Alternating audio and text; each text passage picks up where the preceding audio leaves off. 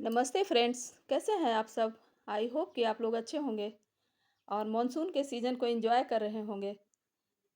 Friends, मैं भी अच्छी हूँ और मॉनसून आते ही हमें अपने गार्डनिंग के कामों में लग जाना पड़ता है और बहुत सुंदर-सुंदर प्लांट्स हम लगाने लगते हैं और कटिंग्स लगाने लगते हैं। तो आप भी इस समय यही सब कर रहे होंगे और उसी की कड़ी में मैं एक बहुत ही खूबसूरत प्लांट की बात करूँगी, जो कि इंडोर कम ही लगाए जाते हैं, आउटडोर ही हैं। लेकिन इसके मेडिसिनल वैल्यू बहुत हैं और काफ़ी सारी वैरायटी में मिलते हैं और कम केयर में ये चलने वाला ये पौधा खुद से ही मल्टीप्लाई होता रहता है और सालों साल हमारे गार्डन में बना रहता है। इसके फ़ायदे इतने सारे हैं कि इसको हर लोग लगाना चाहते हैं अपने गार्डन में और बहुत ही मिनिमल केयर में ये चलता रहता है। औषधीय गुणों से भरपूर ये पौधा है एलोवेरा का, जो हमारे गार्डन में लगा ही हुआ है और उसके बारे में आज मैं बताऊंगी, दिखलाऊंगी कि कैसे-कैसे आप इसको प्रोपेगेट कर सकते हैं, क्या सॉइल मिक्सचर होना चाहिए, क्या-क्या रिक्वायरमेंट है इनके। यही सब मैं इस वीडियो में आप लेकर आई हूँ दोस्तों, वीडियो में अंत तक बने रहिएगा।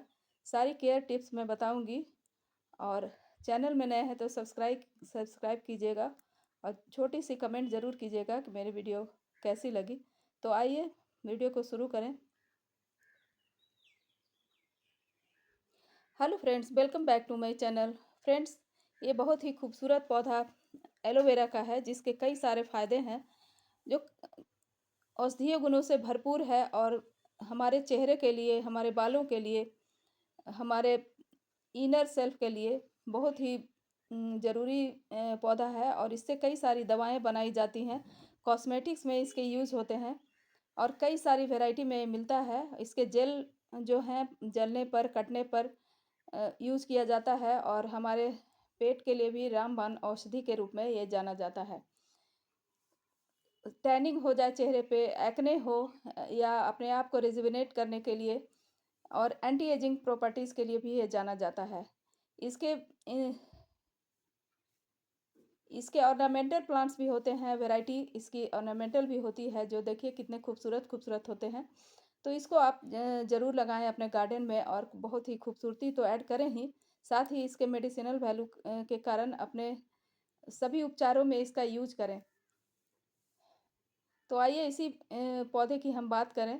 तो सबसे पहले हम ये जान लेते हैं कि आप पौधा कहाँ से लाएँ।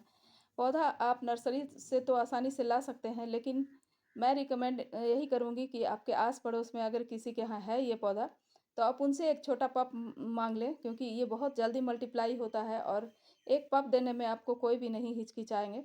तो ये छोटा-सा पप आप ले सकते हैं और उसको अपने गार्डन में लगा सकते हैं। अगली बात इसकी ये है कि आप कैसे इसको लगाएँ और क्या सनलाइट का रिक्वायरमेंट है इसका और वाटरिंग कैसे करें, ये सब इसमें बहुत ही अहम टॉपिक है।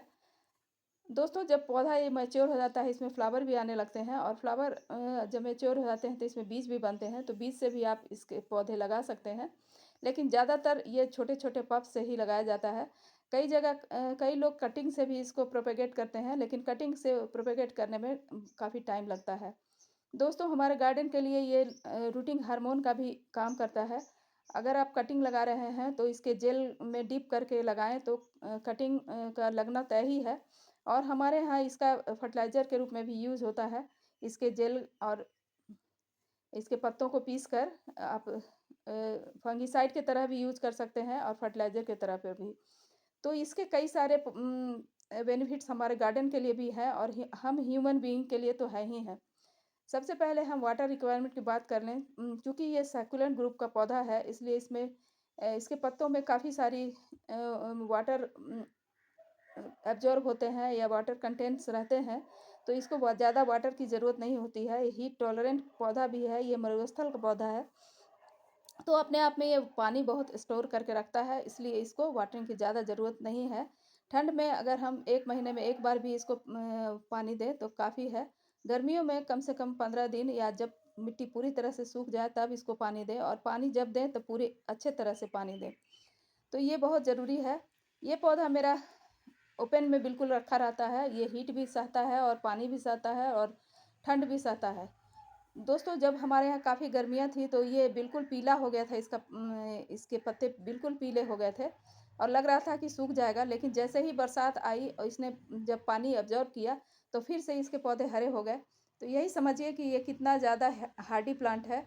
और इसको छोटे से पॉट में भी देखिए, मैंने पाउच में इसको लगा के रखा है और कितना बड़ा हो गया है, कितना मोटा इसका ताना हो गया है और कितना सारा ये मल्टीप्लाई करके भी इस बास्केट में भरा हुआ है। तो इस तरह से आप सनलाइट का रिक्वायरमेंट तो समझ ही गए होंगे। इसको बहुत ज़्यादा सनलाइट की ज़रूरत नहीं है। ये 25 से 30 डिग्री के टेम्परेचर में बड़े आराम से चलता है, या अगर इसको ब्राइट लाइट भी मिल जाए तब भी चल जाता है। और मिट्टी के बात अगर हम करें तो अगर चिकनी मिट्टी है तो आप 50% उसमें सैंड मिला लें और 25% वर्मी कंपोस्ट और 25% मिट्टी मिलाएं। इस तरह का सॉइल मिक्सचर तैयार करें। अगर आपके पास सैंडी सॉइल है तो आप सैंडी सॉइल में 25% आप वर्मी कंपोस्ट और 25% कोकोपीट मिला लें। बस यही है इसकी रिक्वायरमेंट। और प्रोपगेशन की बात हम करें तो इसके पप से बड़े आसानी से इसकी प्रोपगेशन हो जाती है, ये देखिए। और छोटे छोटे पॉट में अगर इसको लगा के रखें तो आप टेबल टॉप पर या अपने घर के अंदर भी इसको सजा सकते हैं। चूँकि इसकी वाटर की रिक्वायरमेंट उतनी ज़्यादा नहीं है, इसलिए आप कम ही पानी दें और बड़े आराम से आप घर के अंदर ब्राइट लाइट में इसको लगा सकते हैं और छोटे छोटे पॉट में लगा कर कई जगह आप रख सकते हैं। बड़े पॉट में बड़े पौधे आप लगा सकते हैं और यहाँ पर ये बहुत सारा बेबी प्रोड्यूस करेगा दोस्तों, और कई सारा बेबी प्रोड्यूस करके मल्टीप्लाई कर लेगा और बहुत सुंदर ये बन जाएगा, बुशी हो जाएगा। तो ये पौधा इतना आसानी से चल जाता है और काफ़ी कम रिक्वायरमेंट में। और फर्टिलाइज़र की अगर रिक्वायरमेंट इसकी हम बताएं तो जो शुरू में हम सॉइल बनाते हैं उसमें जो फर्टिलाइज़र डालते हैं बस उसी से इसका काम चल जाता है।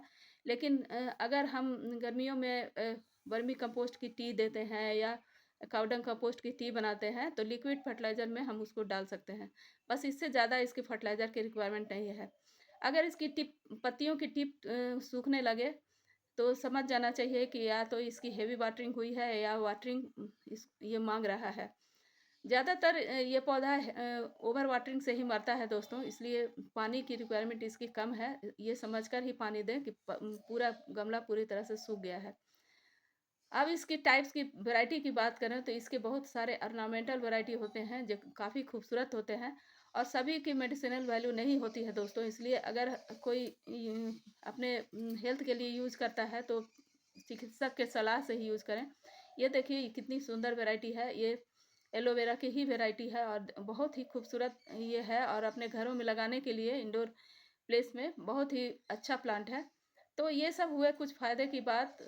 उम्मीद है आपको ये सब अच्छी लगी होगी।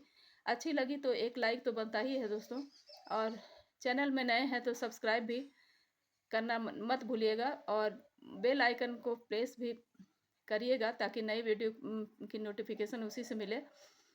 और अपने गार्डनिंग के पसंद करने वाले दोस्तों के साथ शेयर भी करिएगा।